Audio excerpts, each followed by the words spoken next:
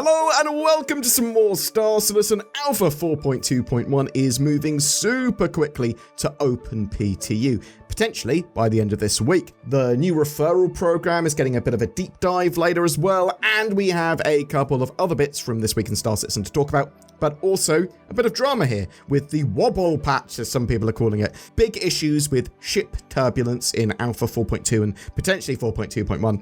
Let's talk about it. Well, let's talk about this week in Star Citizen first. Alien Week is underway, and there's still time to participate in Wickelow's 9 Tastes contest and the Show Us Your Colours celebration. Whether you're crafting colourful creations or dreaming up delectable dishes, it's your moment to shine. Get your entries in before June 29th, and you could snag some seriously snazzy prizes. We're also putting out the final call for CitizenCon Direct Watch Party submissions, hosting a watch party on the 11th of October. Let us know before the 30th of June. We're crashing events across NA and the EU, and yours could be on the list. Meanwhile, Alpha 4.2 Stormbreaker has landed on the live servers. Check out the full patch notes. I've got loads of videos on that, go check that out. Since release, the team has been closely monitoring your feedback and working through a range of issues, including those that popped up over the weekend. We'll have more improvements coming your way shortly, so yeah, there's hot fixes and a load of stuff like that going out for 4.2.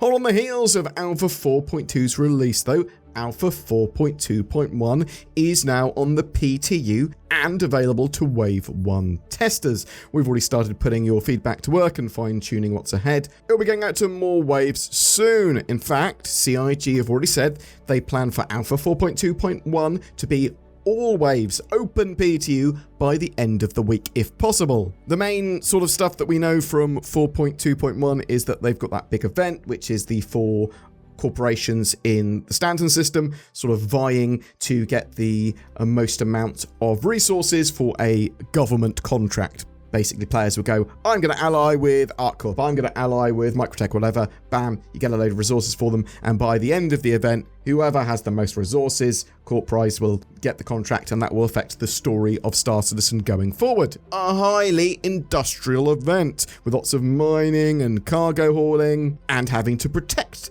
people while they do that. Anyway, other stuff coming this week. This Thursday, the 26th of June, CIG services Star Citizen will be offline for approximately 1 hour starting at 11 AM UTC to accommodate essential infrastructure tuning on our back-end systems. This maintenance will impact all RSI web platform services and gameplay systems, launch operations, and the issue council. Please note, you will not be able to access the game until the maintenance is completed.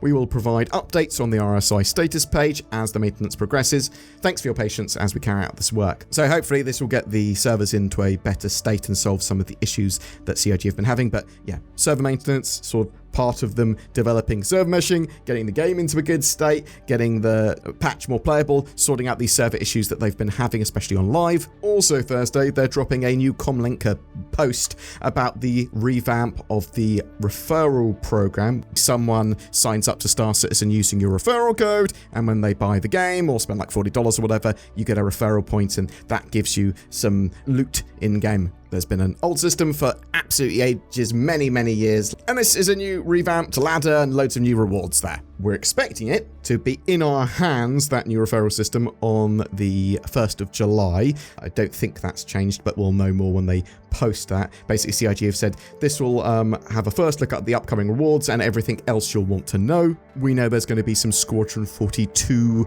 influenced or themed rewards here. Like, I think there's a military Gladius with a UEE skin, among others, and this is going to be quite well favoured towards the lower end of the ladder, so you don't have to have thousands and thousands of referrals and recruits to get the cool prizes. I do want to say as well that if you are on the legacy ladder, the current ladder, if you have at least 1 point on that, one recruit I should say, rather than just a prospect, which is someone that hasn't bought yet but has used your referral link, if you see what I mean. If you've got at least 1 recruit, then you will be on both ladders, advancing both simultaneously come July 1st. They will eventually entirely depreciate the old ladder, but they said basically as long as you're on it, you'll be able to progress on both of them for the short to medium term at least. Friday, you'll get an RSI newsletter if you're subscribed to that, but also RSI subscribers that voluntarily subscribe to like the Centurion/Imperator subscription program.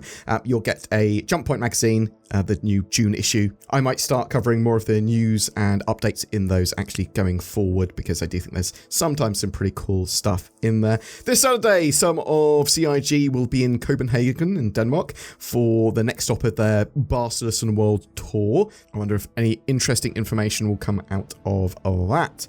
I want to talk about a little bit of Wobble drama, turbulence issues. Ship turbulence when close to the ground is causing some problems. From this latest live patch from 4.2, this adversely affects different ships in different ways. Some ships, it's quite a lot of wobble on the ground and makes it very difficult to take off and land. And there are a load of threads popping up at the moment like, welcome to the Wobble patch. Which ship do we think is the wobbliest? Well, I can't say wobbliest, apparently, but I'm interested to know actually what ship you do think is the wobbliest. Flight physics gone nuts, or is it me? My ship controls go nuts when I'm in a gravity area. Is this intended? I tried the colour and the raft, both react the same.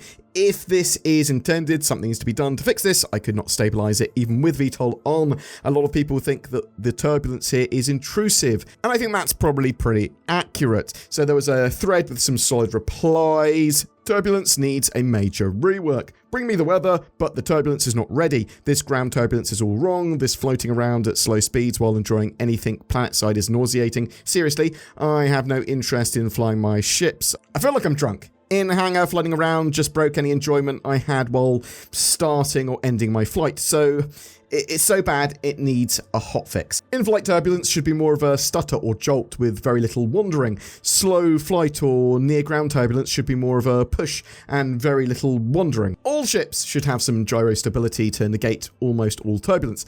Make it a breakable system and on-off option, more fuel consumed to hold ships still. I don't say this lightly, but this has to change. Will I have to check out of the verse until Alpha 4.3? They then go on to say if you try and correct with pitch on your and try and roll and correct your wobble, it actually gets worse. So as I said, lots of threads like that, but Yogi Klatt responded to this one. Here's the Star Citizen principal vehicle programmer. He said the ground turbulence is tuned per ship, so it's best to always include which ship you saw this behavior on.